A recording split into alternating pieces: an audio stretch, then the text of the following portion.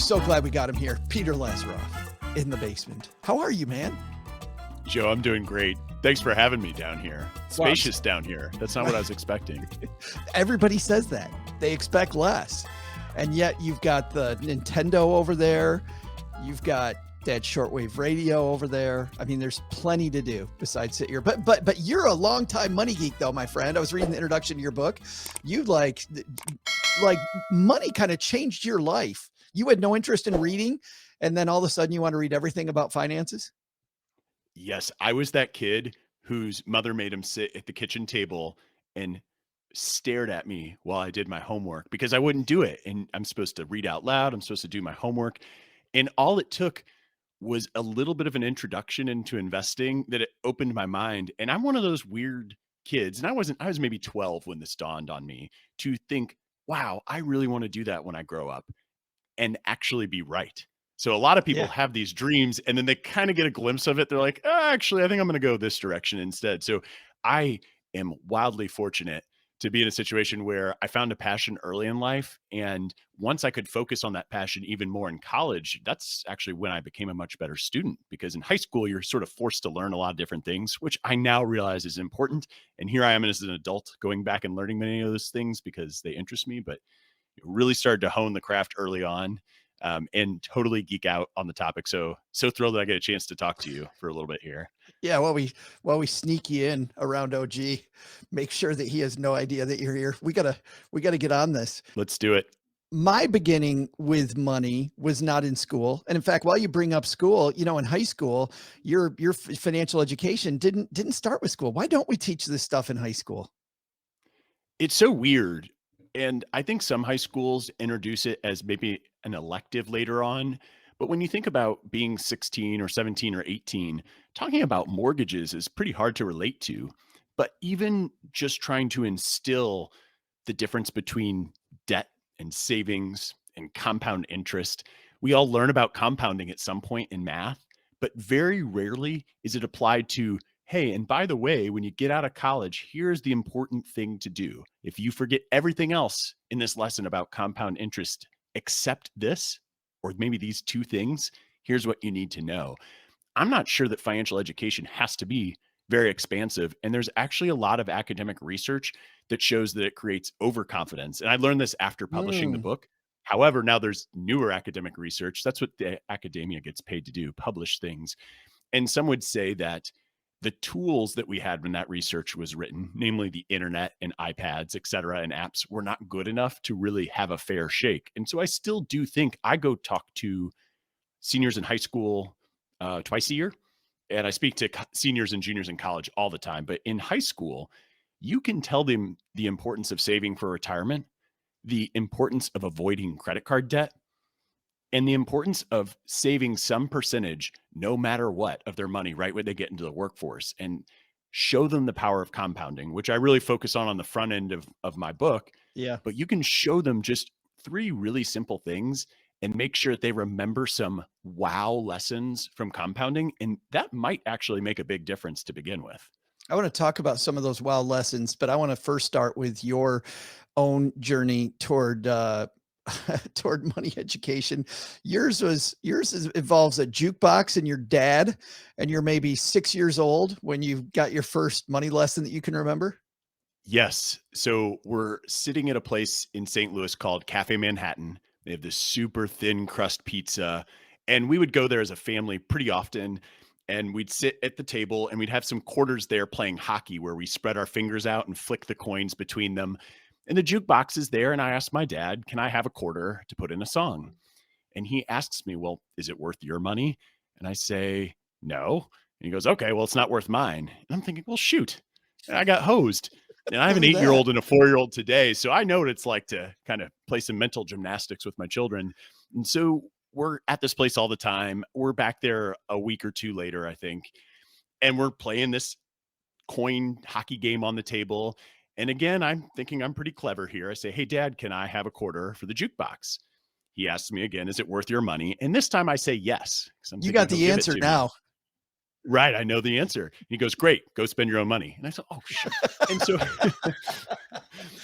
That is, we didn't talk that much about money as a family. It wasn't a regular conversation at the dinner table. I had an allowance at some point, but that is the first time I remember thinking about money. And I did start to value money a little differently. So I realized that when I had it, that it doesn't just grow on trees. We all say, oh, money doesn't grow on trees. That was the first moment I thought, okay, so the money is important. He didn't give me any lessons after that that were strictly money, but it was a really good example that sort of emphasized that money has value. And I always talk to clients and I talk in my writing and on podcasts about the importance for parents just to talk with their kids about money. Parents sometimes are afraid to do so because they don't feel like experts themselves. And you don't have to be an expert. You can sometimes say, I don't know the answer to that, but I'll look it up and get back to you. It's sort of the same thing that we would do in our professions too. But that was a really big pivotal moment for me. The next kind of big moment in childhood was my grandmother gave me a share of Nike stock for my 12th birthday. And what was interesting was she went and bought that share of stock, I think a month or two before from her broker. Just kind of getting, I have a December 20th birthday. So she was trying to get all her Christmas shopping out of the way. My birthday is always an afterthought. All of you December birthday listeners out there can totally relate. And you'll also know that none of us care. We're totally used to it. So You get to know early on who the cheap people are in your family. that's right. But grandma gives me this piece of paper. It says Nike on it. And I think, well, what the heck? Because I wanted video games and, there's cool shoes, sweatshirts. And here I get a piece of paper, but she explains to me, well, hey, that Nike sweatshirt you're wearing, those Nike shoes that you're wearing, you now own a piece of that company. And as it turns out, the stock split since I bought it. So now you get 2 shares. I go, oh, I didn't know what that meant. I'm like, cool. I get 2 pieces of paper instead of 1. Well, 3 months later, the stock splits again. So now I have 4 shares. And I don't understand the math at this age. That doesn't necessarily mean I have more. It just means the math behind dividing the share price is different. But Which at here's this the thing point, by the way, not to cut you off, Peter, but at this point, Yeah. that kind of works in your favor that you don't understand that because you feel like you have more. Like Right. somebody on Facebook this morning, as I got up, was really excited that Alphabet is doing this huge split now, and they're like, fantastic. And there's person after person railing against her, going, well, that still means you got the same amount. It's just it's split differently. And I'm like, don't rain on her parade. She's excited about it. Yeah, anything that's going to get you excited about investing and learning more is a good thing in my book. And that sort of piqued the interest. And so I started asking more questions. But the real kicker was the $1 dividend check I got in the mail within a few months. And then I was hooked. I'm like, oh my gosh, someone is sending me money and I'm not doing anything. This is amazing. And from there, I really was interested in learning more. I was convinced I have to put all of my money into stocks. I have to invest. And there was a Peter Lynch book. And for those who don't know, Peter Lynch, was really famous back then for being one of the best mutual fund managers. And his big thing was invest in what you know, which I don't want to get into the pluses and minuses of that approach, but he wrote a book and a modified book for teenagers. And so I remember reading that book. I honestly don't remember much from it anymore because I've read so much since then, but I was totally hooked then because to me, investing in money was a lot like a puzzle that could be solved and there was a way to win. So if you take these steps, you'll get to climb. And I'm a really competitive person. My whole life, I feel like I'm just trying to get to the next level. And if there isn't a level to climb up to, I will build a level just so I can climb up Just so there. you can And win. I'm like that twisted person who wants to keep climbing. But with the investing at a young age, I was hooked on stocks. My grandmother continued to give me a share of stock, a different stock that I was familiar with on each birthday. So I had Disney, I had Appia, Apple, I had Nokia, wah wah. I had Microsoft. I had things that I recognized, and I held all those stocks up until about a decade ago. Actually, they naturally appreciated a lot. Nike, holy cow! But I ultimately donated them away when I made a personal choice and pivot to say, hey, I understand that individual stocks are a lot riskier than what they seem. And now I don't do that anymore. I'm very interested in a hobby way on what some individual stocks do, but it was tough getting the last share of Nike gifted away. There was an emotional attachment to it. And I finally ripped the Band-Aid because I'm familiar enough with behavioral finance that I knew it was happening. And here I am today now overseeing a little more than $6 billion for people across the country. And it's been quite a ride. It's like the blankie though. getting rid of your blankie. You're like, no, we can't get rid of my blankie. Or when you get married and your wife wants to dump the great chair, you can't get rid of the chair. Joe, I'm sitting at a desk that I bought that used to be my kitchen table 15 years ago in my office. And well, wait, I'm in your basement. I totally just ruined it. I mean, oh man, I got so excited. I mean, your listeners aren't for newbies here. Never mind. I have a desk in my office Yes. that is my old kitchen table, and she's been pushing me to get a new desk. And I bought this table for $90 the year I got out of college. I'm still using it now as a desk these days, and I don't want to get rid of it. We get emotional attachment, and we definitely get emotionally attached to our investments. And Joe, I know you know this, and maybe some of your listeners know that there's a lot of research that shows that we place more value on something that we already own than if we wouldn't own it. So if you showed me the desk that sits in my office, not in this basement, and you offered it to me for $90, I'd say, no way, I'm not buying that piece of junk. Forget it. But because I own it, I want it. And the same thing holds true with stocks. And so with the Nike stock, that was the last one to exit my portfolio. I was a little sad, but 10 years later, didn't make a difference in the world. But is this another reason? I mean, there's plenty of reasons that you point to in the book and that we've all read about, Peter. But is this another reason to do diversified index-based kind of investing versus buying individual stocks? Because I mean, it's hard for me to get all warm and fuzzy about the S&P 500. That's right. The Russell, unless you're a real patriotic American Russell feeling about it, yeah. Right. If the S&P 500 were issued in a piece of paper that looked like the American flag, maybe you could go that route. But yeah, I mean, I'm very emotionally unattached to my investments. And some of that is my experience. So I certainly invested in individual stocks from a young age. But the real learning experience for me, first year out of college was 2007, which is when the financial crisis started. And I had already been an investor in previous recessions because of these individual stocks. But candidly, I didn't know what was going on. As some stocks were going up, they were going down. But over the course of the financial crisis, the S&P 500 dropped about 60% over an 18-month period. And I remember thinking, this is a bear market. Okay, cool. And when you're just starting out, you basically don't have any money. So losing 60% of a couple $1,000s, it's not that frightening. Whereas losing 60% today might be a little more frightening. However, I don't check my portfolio that much. I have highly diversified funds. I don't have to worry about the fact that Peloton, which was flying high in 2020, is now crashing here today. I don't have to worry if Nordstrom's going to go out of business or stay alive. I don't have to worry if Apple has seen the end of its innovation. I just own all the companies, and the winners are going to carry my portfolio in a diversified manner. It is really boring. And I have no issue with people having an entertainment account or a play account where you put some money in there and trade stocks and recognize that it's a hobby, but you got to leave your long-term investments alone. And I think the thing that struck me when writing the book, I know about the power of compounding, but the more and more and more you get familiar with the holy cow type examples, you think, okay, all I got to do with investing is minimize mistakes and stay the heck out of the way of compound interest, and I'm going to do fine. And that's a lot of where my mentality comes from with my own savings. You mean stay in the way of compounding interest, right?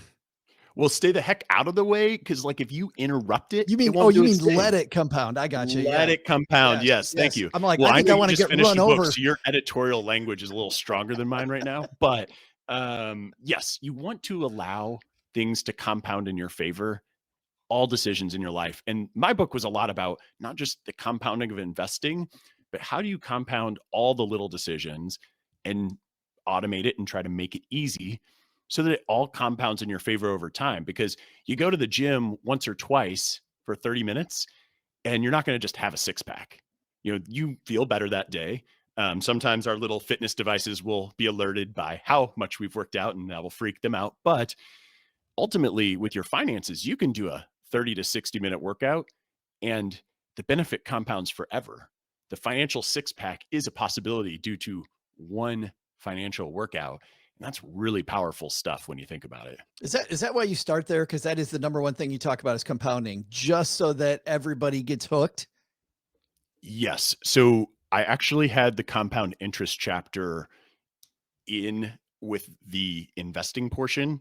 And this is Yeah, when I was later. just chaotically writing a ton of words on the front end. I actually wrote like 80% of the book in maybe 2 weeks and then just spent a Wow. year editing. So if anybody needs advice on what not to do for writing a book, we could talk about that forever. So, but I think with the compounding, what I started to realize is that a lot of what has allowed me to be personally financially successful, as well as coach others, is it's all these little things. And if anyone's read Atomic Habits, that book came out after mine. And I remember thinking, darn it, I wish I would have read that and incorporated more of those ideas into my own book, because really it is the little things that you do on the edges with your finances. You don't really notice immediately. That's for sure. It takes a while, but it's impossible to ignore the long-term outcome. And I try to do the shock and awe approach in the book. If you don't mind me sharing, I'll share this example of folding a piece of paper that That completely was blew my mind. that'd be fantastic. Yeah. So everybody's kind of familiar with the thickness of a piece of printer paper. And so if you, it's a tenth of a millimeter. Maybe you didn't know that, but you can kind of picture how thin it is. If you fold that piece of paper in half once, you've now doubled the thickness. And if you fold the piece of paper in half again, now the paper is 4 times as thick. If you fold that piece of paper 50 times, the thickness stretches from here to the sun, which is so mind-boggling. And I have a graphic up there that shows at 7 folds, it's the thickness of a notebook. At 14 folds, it's the average height of a person, which I think surprises people. At 17 folds, it's the height of a 2-story house. 21 folds, it's at the Empire State Building. 42 folds, it's to the moon. 50 at the sun. And I remember the first time I read this and I thought, no way. And I put it in a spreadsheet to kind of run the math myself. And it's incredible. And it's those sort of things you think, well, how often can I double my money in my lifetime? Because I learned in school the rule of 72, which means you just take a return and you divide, you take 72 and you divide it by some return. And that's how many years it takes to double. Now, writing a book and trying to make the math easy, I said, okay, 8% return, plug that in. That means my money's going to double every 9 years. And then here's the big aha moment for savers is, how many doubling periods do you have left? And if you're in your 20s, I'd argue you got 5 to 7 decades. If you're in your 60s, I'd still argue you have 2 to 3 decades to double. A lot of people fight me when they're in their 60s when they hear that. But even as you, I don't want to go too deep down this rabbit hole, but if you're in your 80s and you're going to outlive your money, then some of your money's really for whoever's going to inherit it and it's their time horizon. So thinking about the power of that, I have an example of Ben Franklin, but I'll pause. Again, he putting in money and how it compounded over 200 years. We don't have 200 years to do it, but we definitely have lots of doubling periods. And thinking about the power of that as you start to dig into your own financial plan is really powerful stuff. Yeah, the Ben Franklin analogy, he gave money to 2 different cities, you write. And of course we love Ben Franklin here, stacking those things. But but so any Ben Franklin reference we're all about is pretty powerful, but even more so, I think, for everybody out there, that idea that it's only 50 times. Like, you think about how quickly, if you could do it, you could fold this piece of paper 50 times. And it shows that acceleration, which, by the way, and for the more long-term money geeks out there, this is the problem. For people that are new, I think it's important to just get started. But for people that have been around for a while and are kind of on the 201 and 301, this has always been my problem, Peter, with target date funds. With one of them is that we let off the gas a little too early, I think, in a target date fund. And I think, there's 50 other problems I have with the target date fund, but that is a big one, is that we really need that last double. We see people don't save enough money. They start too late. And then we get rid of that last double because we don't have the confidence to diversify our assets or just leave it in there, which is frustrating because, as you know, it's not as hard as people think it is. Yeah, and it's a hot button issue for a lot of people. I'm in your camp that target date funds get conservative too quickly. They are really, truly a great vehicle for someone who has zero financial advice and zero intention of seeking financial advice. Great tool. But if you are seeking financial advice, be it through a professional advisor or even just listening to your podcast, Joe, I've been listening to your podcast a long time. Listeners obviously pick up things. Target date fund isn't always going to be the best because you are dialing back the return and you have plenty of time to compound further. And as you enter retirement, if you lower your returns, you permanently impair the income generating ability of your portfolio. That doesn't mean that you're going to lose your money. It just means that you could have had a lot more at some point. Risk tolerance aside, I would agree with you. That's definitely Yeah. a shortcoming for someone who is willing to do the homework to seek where they should be or has an advisor to help them make those choices. So I'll get off that train because I'm going down the nerd train there, and then we'll get back on the That's basics. right. I'll follow you down any nerd investing train. But I really want to nerd out about that 85-year-old and, the grandkids screaming about the fact, Grandma, you shouldn't be in all stocks because look at your age. And to your point, if she's going to outlive the money, but I won't go down that rabbit hole because it's another frustrating thing because we don't begin with the end in mind, which is the next thing that you talk about. And we talk about this a lot on the show. So in the interest of time, I'm going to forego talking about writing your goals down, which is super important, and about dreaming about your future. Because if you don't know where you're going, it's very difficult to get there. But you begin talking about saving towards the future, Peter, that I really want to get into. And you start off with saving for retirement, like save to get the match in your 401k. So let's talk about order of operations. You've got your saving for retirement places first, and then you circle back to emergency fund after that, where there's a lot of people that will go, no, put some money in a savings account first, but you don't go there. Do you switch those around on purpose? I do. I think that, first of all, it's not necessarily one or the other. And as I go through, as you point out, it's order of operations is the perfect explanation because a lot of it, I'm looking for what is the highest return on investment for your capital allocation, not to be confused with asset allocation. When you have your excess savings, where are you going to get the most bang for your buck? And you have to put your money in your employer retirement plan to get the match. That is an automatic double. So to me, we're going back to that doubling example. There is no free double out there except for your company's match. So that's probably the one place where I say above and everything else, that is the number one priority. After that, I still think that you want to prioritize retirement over emergency fund, but I don't think that means that you only do retirement. Maybe you put, if all you have left over is putting $25 a paycheck into an emergency fund, that's great. Because an emergency fund, to me, especially because I had already mentioned, I came out of school just before the financial crisis, emergency fund felt like the right term there. But over time, as I've grown, I'm realizing that there are times you can tap that account that aren't break the glass emergencies. You can use it opportunistically. And sure, our cash doesn't earn anything, but it's way more expensive to carry credit card debt because you couldn't pay a $400 or $500 expense, which we see those stats come out of the Federal Reserve all the time, that a huge swath of Americans can't come up with the money to pay that.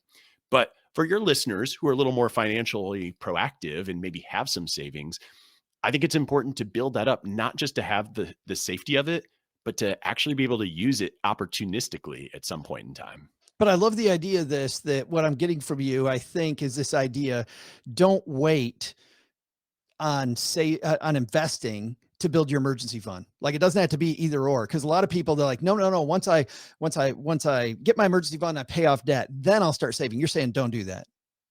That's right. And as you go through the book, there's an order of operations between retirement, emergency fund, debt. Like where does paying off certain debt fall within different retirement accounts based on their tax benefits, based on the tax deductibility. Oh, I just said that, but yes, interest rate, tax deductibility, et cetera. And ultimately, this is going to give you a mathematical framework for as you're setting short-term, medium-term, long-term goals to figure out, well, where should my money go first?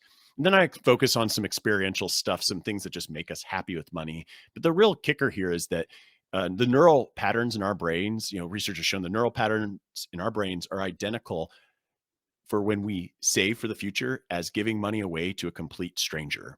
So like, how do we bring that complete stranger that is our future self to the present to make choices that are going to be good for them in the long run? Meaning we don't want to do that. Like, I can't. We don't want to save for ourselves. We're like, who is that person? Yeah. And there's some exercises where I dream about the future within the book, but I think the dreaming part, the writing down goals is important. The saving for different retirement accounts, going to your employer sponsored retirement plan, getting into a Roth IRA or deductible IRA.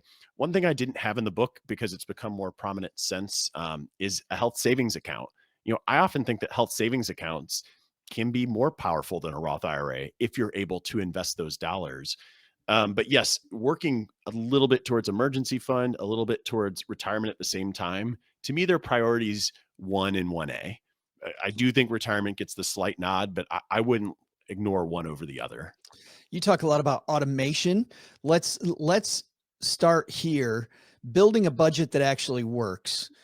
I don't have to sit with a spreadsheet for 14 hours a day. Peter, how do I build a budget that works? Well, I didn't come up with the term reverse budgeting. I have no idea who did, but I think I'm the person who uses it more than anybody else in finance now. So I will note, I wish I did come up with it. But to me, I used to sit in front of a spreadsheet and track every single expense. And again, remember, my first 2, 3 years are coming out of a major recession, and there'd be people going to a hockey game, and I'd look at my budget and be like, "Oh, I'm out of that line item. I can't go." And that's insane. If there's extra money there, why categorize it? Why be so rigid? Plus, it does require you to update a budget daily, weekly, monthly, which most people aren't going to do. The fact that I did it as long as I did is just showing the kind of person I am, for data and for finances. That's a bad assumption that others can do that. With reverse budgeting, what you largely do is you tally up all the goals you have for yourself over the next 5 years. And that includes something like maxing out retirement. So even retirement can be a goal in the next 5 years if you're in your 20s, 30s, 40s, 50s. So figure out what are the savings goals you have over the next 5 years. Divide that number by 60, because there's 60 months in 5 years. And now what you have is how much you need to save every month. So you can't spend what you don't save. You just automate those savings to the appropriate accounts. You never have to check budgets, and you just spend as you see fit. Now, if you are carrying credit card balances, maybe this is a system that's too aggressive and wouldn't work for you. But the idea of reverse budgeting is something that's low maintenance, is directing dollars to the things that are most important to you, and is going to be automatic. Anytime you have the choice to do something or not do something, you are risking not doing something with your finances. So automation, which was harder to do 15, 20 years ago, can be done really with any sort of finances at this point. So that is really a key part of the framework that I create throughout the book. I love that, because we think it's discipline. And you're saying specifically, it's not discipline. It is, I mean, you can work out one time with your money and it'll make a difference. It's not about working out every day. If you work out every day, hey, great. But with your money, but just doing it once can pay big dividends. You talk about how if there's not enough money in your budget to do the things that you want to do after you've divided by 60 to get that 5-year goal or whatever the goal might be. So then you have some quick savings wins. I want to go through these. And if you don't mind just saying give me a couple sentences, Peter, on each of these before we go. Some Sure. easy wins. First, buy term life insurance instead of permanent. Yeah, term is cheaper than permanent. Very few people, less than 1% of the universe needs permanent, is a good fit for permanent. That's how the insurers make more money, so they try to sell it to you. And I got a ton of one-liners that I learned from my sales internship at a big insurance company in chapter 11. So you can chuckle at yourself as you hear both the sales lines and my rebuttals later in the book. It is so great. It's funny, just as an aside, as a guy who also was at a big firm, and the very first thing I got taught was a bunch of sales techniques. My practice took off when I quit using those. How funny. when I chuck those and I was just blunt with people about their money, like, Peter, I don't think we're going to make it. Really? Yeah. Let me show you how to do that. We'll do this and this and this. And then when I know more about you, we'll do this. People are like, how do I hire you? But when I would use the strong arm techniques that I was taught by the firm, they were so horrible. Anyway, that's a different podcast. Increased deductibles on your auto is second. Increased deductible on your home is third. Why that order? Increase auto first and then home second? So it's a less risky move in many ways to increase the deductible on your auto. You're self-insuring. This does assume that you do have some cash set aside, whether you're going to call it emergency fund, a liquidity fund, a cash reserve. The home insurance is a bit riskier because the dollar amounts are involved. Yes, you are more likely to get in a car accident, but the dollars are usually going to be lower. So that's usually the order there that I would recommend. Yeah, that deductible is going to be probably a higher number. Trade in your travel reward card for cash back. Yeah, so this is someone who's obsessed with travel reward cards. You and our friend Dave in Tennessee, both Both obsessed. Yes. And I maximize them, but most people don't. And in the end, like unless you are maximizing them, you aren't getting that much extra value. And if you're looking for extra cash, go get a cash back card. You can use it on travel. It's allowed. You're allowed to use your own money on travel, everybody. So I love travel rewards. I don't do this, but I'm also not looking to cut back in this area. I think it's kind of a sneaky way where, shoot, you can get a free Amazon Prime card that gives you 5% cash back. So many people don't do that because they're like, well, I want to get my miles. And that's fine and all, but 5% cash back is much better than any sort of exchange rate you can do with other bonus earnings. It pays for a lot of upgrades. In fact, our Yeah, friend Nick at Magnify Money has said, and I think you even say this in the book, that if you're not getting 2% back, at least you're leaving money on the table. that's the way I feel. And look, if you use the travel rewards, if you're not looking for cash, I'm not knocking it. I have multiple travel credit cards in my wallet, so I do have some cash back too. But if it's an easy place to find extra cash that doesn't really change what you're spending in the end. Next up is to refinance your debt. Yeah, refinancing your debt, just dropping your interest costs. You do have to sort of be careful, though, that you don't extend your debt term longer so that over the course of a lifetime, you're paying more interest. But in the short term, it can reduce monthly payments, whether it's on home, auto, student loans, etc. Buy cars less frequently. Well, nobody likes that advice. But in the book, I share that the average length of car ownership is 6.6 years. And so that means that the average person is going to own 9 or 10 cars for the time they graduate college to age 85. I'm just going to assume most people don't buy new cars after age 85, or at least they drive less. Just imagine if you bought 1 or 2 fewer cars. That ends up compounding into a lot. So if you could drive your car for 7 or 8 years, I also know that that's really where the math between buying used and new starts to break even. So you can even buy a new car as long if you're going to drive it for 8 years, you're going to do just as well as if you buy used. The interesting thing here, and just to remind people, because we're having a discussion about this in our Facebook group right now, Peter, is that these are all suggestions if you need to save money. We had a big car debate where somebody was talking about you should never buy a car, and my feeling is not to impart judgment on somebody else's goal. If you want to own a bunch of new cars all the time, that's great, but obviously decreasing your car cost, I think, it can be a huge win, right? Where you live, Yeah. Oh where my you live, gosh. your car, and then your grocery bill. But at some point, like if you have plenty of money, like the money should be enjoyed. And if having a leased car allows you to have a newer car more frequently and you can afford to do that, then sure. I mean, you can't try to pretend that that's a better financial deal, but if it Right. makes you happy, by all means. You Right. can sometimes lease to buy and have that be cheaper than just buying upfront sometimes. It's But financially better to just live in a tent. Let's put that's it that well, way. yes. Yes, that's Right? true. We'll just eat peanut butter and jelly That's all you and do. beans all day long. Yep, yep. And then last, another easy win, and I won this battle. Change your cable or streaming. Well, and so this book came out a few years ago, and the landscape has already changed a ton. But we cut the cord a long time ago, and we use DirecTV, which is with AT&T, and we turn it on and off as we need it. So the Olympics are here. You better believe that the cable's on. The Turn Super it Bowl, on. the Olympics, right? But there are periods and lulls in the year where we don't need to pay for it. But ultimately, these days, and I think more so than even when I originally wrote the book, is that I probably pay more in content in video content than I did when I just had normal cable because there's all these different Yeah. channels that you got to subscribe to. Being dynamic in the process. One of the things, I'll just put one more thing. There's an exercise that I go through in the book. It works really well if you have a significant other, where if you just print a list of expenses and you mark them as high value, medium value, low value, and you guys then compare notes. Anything with low value, just stop doing that. Stop that subscription. Stop those services. If they're medium value, stop those subscriptions for sure, and just live without them for a few months. See if you care. You can always turn them back on. I'll give people one that my cousin does that I always find interesting, and I'm just too lazy to do it, Peter. Which is that he and his wife like watching shows together on the subscription services. I own almost all of them. I don't own HBO Max and I don't do Showtime, but everything else I have, right? So I'm doing all these subscriptions. But what he does, he and his wife, they ask their friends what they like on Disney Plus, and they make this huge Disney Plus list, and then they go binge Disney Plus. They turn it on, they binge it, and then they turn it off.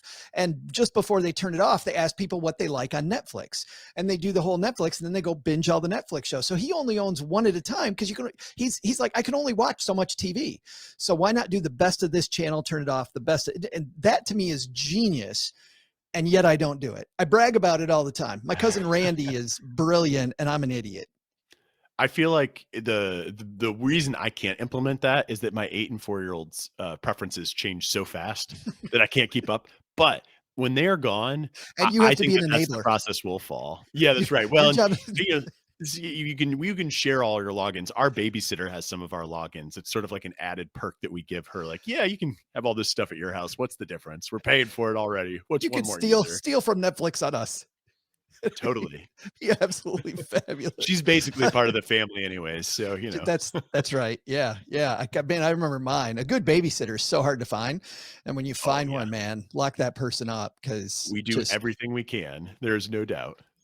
the book is Making Money Simple, out from Wiley. It's the complete guide to getting your financial house in order and keeping it that way forever. It's written really the way that Peter talks, very, very to the point. There's a bunch of humor in there, but it definitely is succinct. But you're going to do stackers solid here, Peter. I couldn't believe that you said this. You're going to give some of these away. Yeah. So it's kind of funny. The publisher sent me some extra boxes that I did not order, and they're like, you can just keep them and give them away to people. I said, okay. So I for the first 100 listeners who go to peterlazaroff.com/free book and give me an email and mailing address, I will personally sign and ship you a copy of the book. So I have 3 boxes. It actually comes out to 98 books, or maybe it's 99. So I see one back there that I can add to make it to 100. And so first 100 people who put that in, I will happily send you a book sometime in the next week or 2. Yeah. And you have a newsletter and things too that people can sign up for when they come there, correct? Yes. So interestingly, if you sign up for my newsletter through the blog, you will get chapter 1 for free right out the gate. And that's the one that has all these crazy stories and examples about compound interest. So if you go to peterlazaroff.com, or even if you go, because Lazaroff is difficult to spell, you can go to my podcast page, which is thelongterminvestor.com. People can probably spell thelongterminvestor.com. Sign up for the email. It's just a quick single welcome email where it says, hey, here's chapter 1 of my book, and let me know what your big problems are so that I can start answering those on the show and in my writing. So head on over and do that. If you sign up for the book and you're giving me an email, your listeners are smart. You'll also get on the email list there. But you'll be getting the whole book in that sense. So yeah. More competent financial advice. I'm out. There's no way that I want competent, unbiased financial advice, Peter. That would be horrible. Why would I get that email? I know. I'm too busy getting my Outback email, my coupons, and right. Peter, we got to smuggle you out of here before OG gets back. Yeah. I'm pretty sneaky. I have soft feet, real quiet.